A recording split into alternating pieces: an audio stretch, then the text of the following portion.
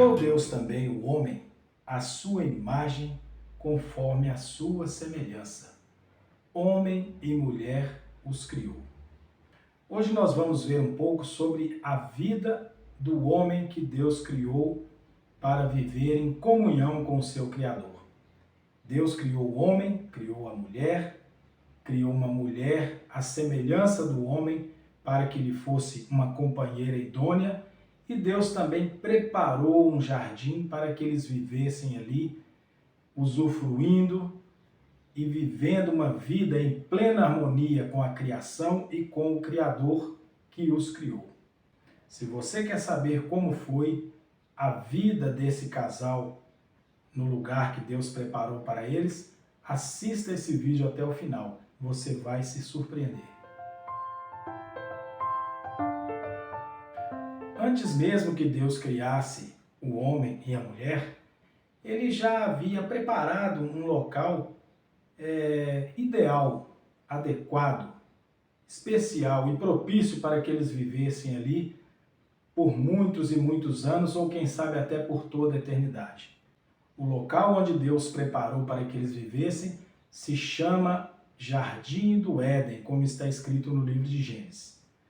Esse casal passou a viver ali, como Deus ordenou, cuidando e cultivando o jardim, cuidando dos animais. Eles tinham hegemonia sobre toda a criação, porque Deus fez tudo aquilo para eles.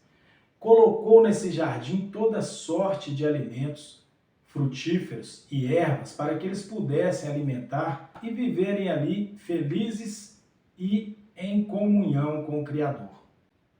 Deus disse a eles: sede fecundos, multiplicai e enchei a terra.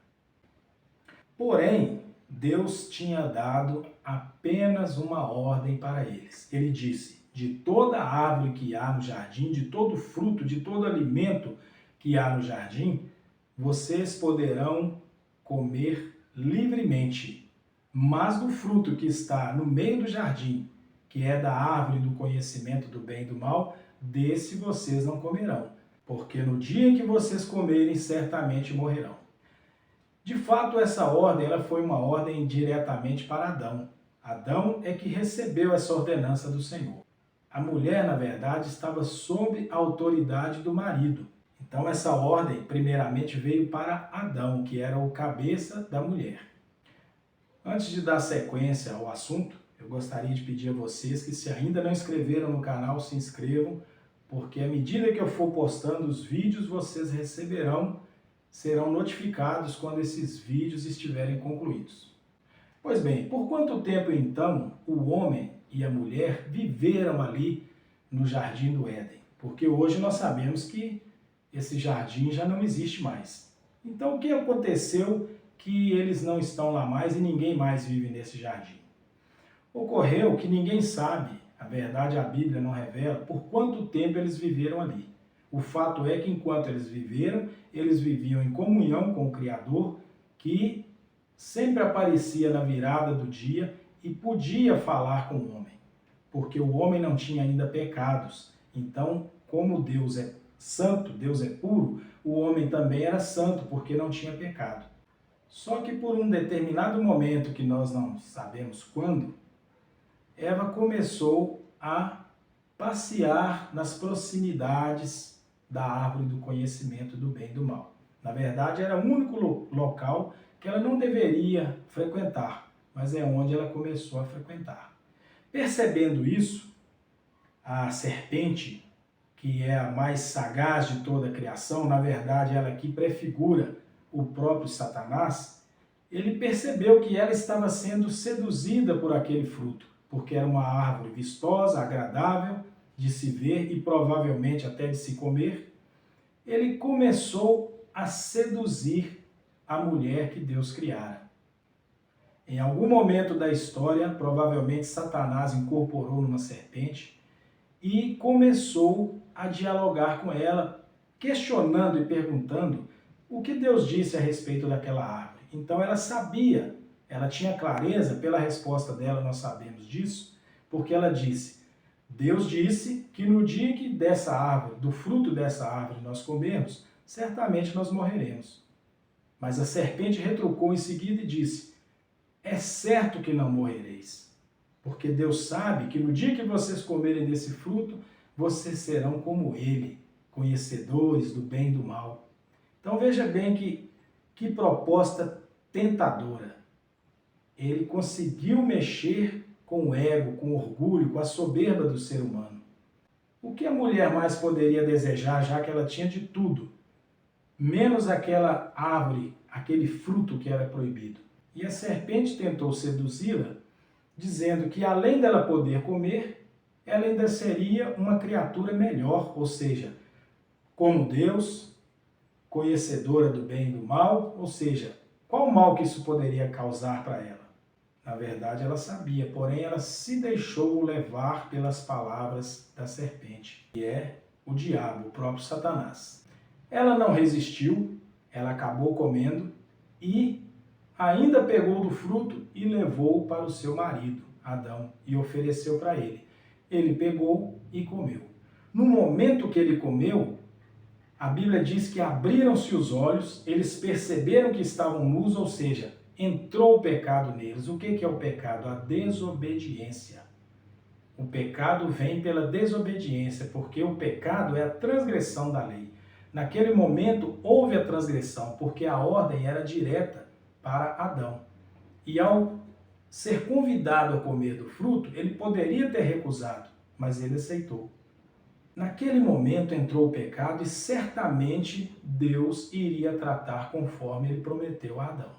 Quando chegou a virada do dia, Deus se apresenta no jardim e questiona a Adão por que eles estavam se escondendo. E eles responderam: é porque estamos nus e tínhamos vergonha de que o Senhor nos visse. E o Senhor questionou: mas quem o fizeste saber que estão nus? Ah, Senhor, é porque a mulher que tu me deste fez com que eu me ofereceu um fruto e eu acabei comendo. E Deus perguntou à mulher: mas por que você comeu do fruto? Ah, foi a serpente que me enganou e eu também acabei comendo do fruto. Então, nesse momento, Deus ia pôr em prática a sua justiça, porque Deus é amor, mas é também justiça. Então, naquele momento, ele disse à serpente: maldita és tu entre todos os animais da terra, e maldito será entre todos os seres viventes. Você ferirá o calcanhar do descendente da mulher, mas o descendente da mulher pisará a sua cabeça. Nesse momento ali, Deus está decretando a morte de Satanás. Aquilo ali não tem nada a ver com a serpente, com o animal, com o réptil que rasteja, sim com Satanás. Gênesis mostra claramente que Satanás ali é revelado figuradamente através de uma serpente. Depois Deus se voltou para a mulher e disse: visto que você deste ouvidos à voz da serpente e comeu do fruto que eu ordenei que não comesse, multiplicarei as dores do teu parto. O teu desejo será para o teu marido e ele te governará.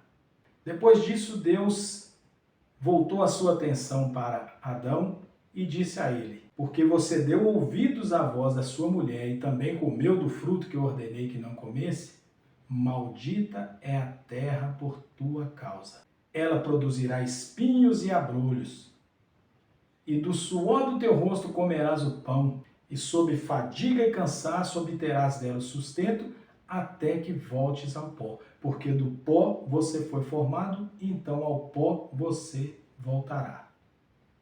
Olha só que coisa terrível. Quando Deus declarou a maldição para o homem, ele disse que a terra seria maldita por causa dele. Ele disse que ele, através do suor do rosto, comeria do pão. E ele disse que ele faria isso até que ele voltasse para o pó, ou seja, a morte viria num processo lento e gradual, não instantaneamente como muitos pensam. Naquele momento que ele desobedeceu, o pecado entrou nele, consequentemente a morte, e ele passou a envelhecer até chegar o momento da sua morte. Deus ainda colocou querubins vigiando a porta do jardim, a entrada, para que o homem não voltasse lá e tivesse acesso à árvore da vida, para que ele não vivesse eternamente. Olha só que coisa maravilhosa. A árvore da vida dava condições ao homem de viver eternamente. Mas só tem direito à árvore da vida quem está vivendo em obediência, quem está vivendo em harmonia e comunhão com o nosso Deus e Criador.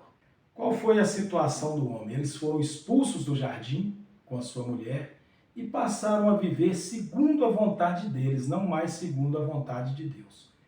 Então, a partir daí, eles continuaram com a bênção que Deus havia dado de multiplicar e encher a terra. Isso Deus não retirou do homem, mas o homem passou sob fadiga, cansaço, entrou o pecado, consequentemente a discórdia, a maldição, o orgulho, a soberba, tudo que faz parte do pecado estava também fazendo parte da vida do homem. E o homem passou a viver no mundo maldito, sem esperança e sem comunhão com Deus. Na verdade, aquele mundo que Adão passou a viver é exatamente o mundo que nós vivemos hoje. Um mundo de pecado, um mundo sem Deus, um mundo sem esperança, um mundo morto, um mundo que jaz no maligno. Mas será que há esperança para nós? Certamente que sim.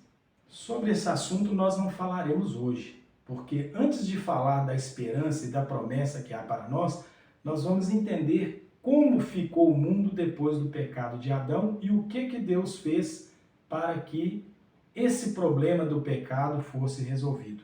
Então, não deixe de assistir os próximos vídeos, que você vai entender com clareza qual é a esperança, qual é a saída que Deus deixou para o ser humano para que ele não vivesse à semelhança de Adão, ou seja, herdeiro da morte e escravo do pecado.